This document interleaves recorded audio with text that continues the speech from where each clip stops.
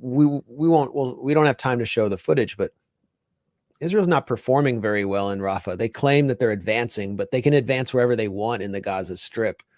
The strategy of the Al-Qassam brigades is not like the Ukrainian military where they're actually trying to like hold the front line. It's a guerrilla army. They just try to cause as much loss for the Israeli military as possible in the course of them advancing deep into Gaza. And Israel is losing soldiers almost every day.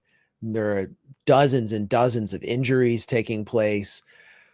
I quoted, I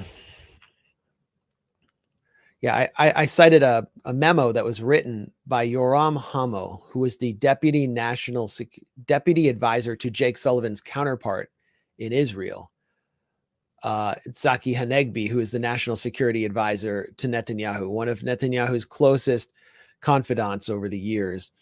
And here's what Yoram Hamo said about Israel's strategy, to the extent that it even has one, or Israel's plan in Gaza. He said that continuing the war in Gaza with its current approach will not achieve anything.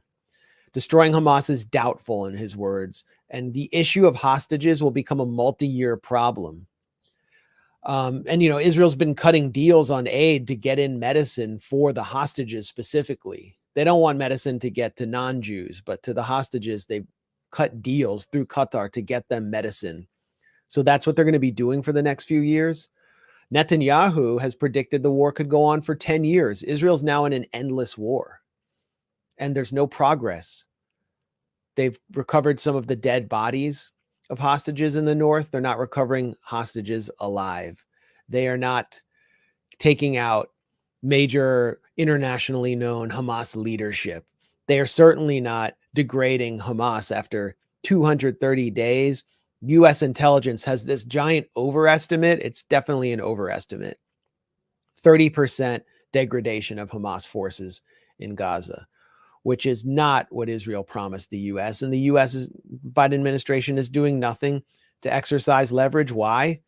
Because as Eli Clifton showed at Responsible Statecraft, over 1/3 of Biden's donors, his major donors who have donated close to $1 million to the Biden Victory Fund, have expressed pro-Israel views.